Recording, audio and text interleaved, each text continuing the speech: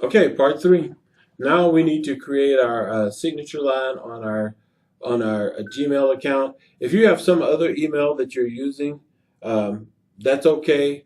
Every email has some sort of signature account, and usually this will work on all of them. If you have any trouble with one of them, let me know. So I'm going to go back to now. I'm going into my Gmail, and in my Gmail, I am going to go to this cog up in the right hand corner. Do you see that? There's a cog right there, and it says settings when I hover over it. So now we're going to click on the cog, and we're going to settings. And so now that I'm in settings, I'm going to go down to where it says signature. And you see Johanna here has already put in a nice, very nice signature. Um, I need to modify that and add the following verbiage. That verbiage needs to be above any other part of your signature line. So I'm just go ahead and hit return here. And I'm going to put that information right here. And I'm going to put in the statement. And now the new rule is that we're allowed to say Trek. So I am going to actually use TREC rather than using the Texas Real Estate Commission um, as my verbiage. And so I'm going to put here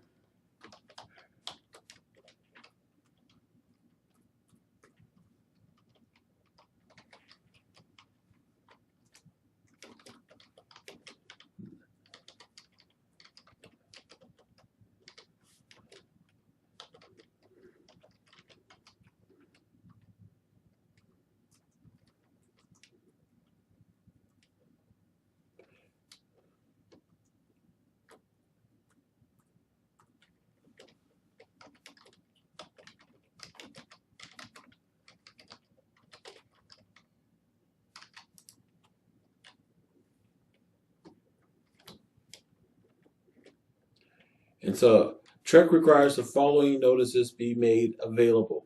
And I'm going to put in here um, information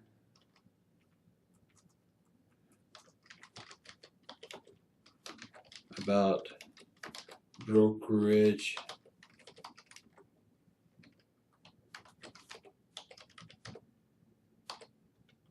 comma or and consumer protection notice.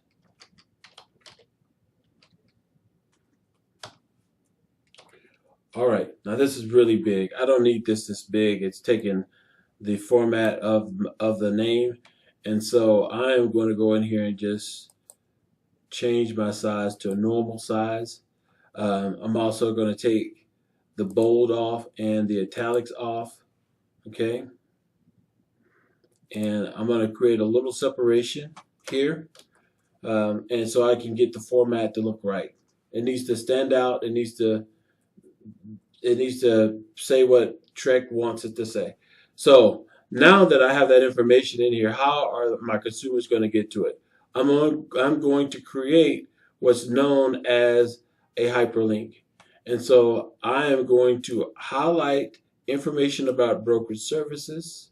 And remember, we created that link in I think part two of the video.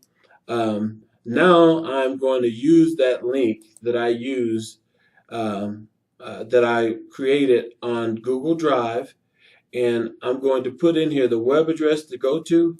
I'm going to put in that link. Remember, I copied it to my clipboard, and so now it's just all in there. And so that's the best way to do it, is copy to your clipboard, because look how long it is. And then I'm going to test this link. When I click on test link,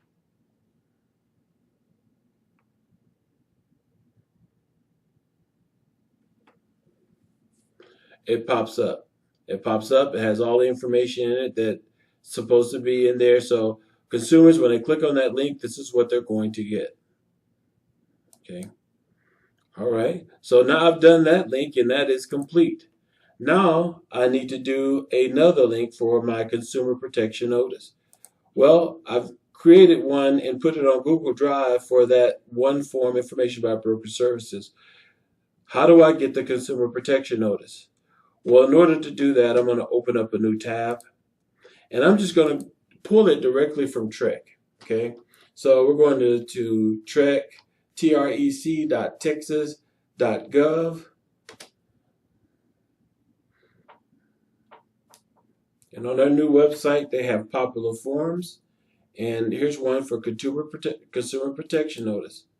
When I click on it, it brings this up, and I'm going to say download this form. And it brings up this sheet. Now, this is within the browser, and it has an address, an email address. So, or not an email, but a web address. So if I copy this, it acts just like I did when I created it on my Google Drive. And so I'm going to copy that, right click and hit copy. Okay, go back to my settings. Now I'm going to highlight consumer protection notice. Click on this. This is the hyperlink. It's a chain link. See that? And so when I click on it, it opens up this file. Consumer protection notice is the text to be displayed, and the link is, I'm gonna hit copy here, and this is from the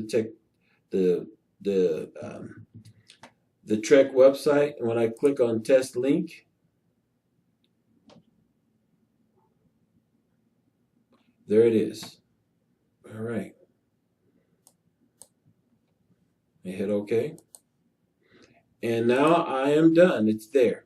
Now, if you have more than one email that you use, sometimes you use one and then sometimes you use the other one, you can simply just copy this. If you copy this, right click and hit copy. Hit copy.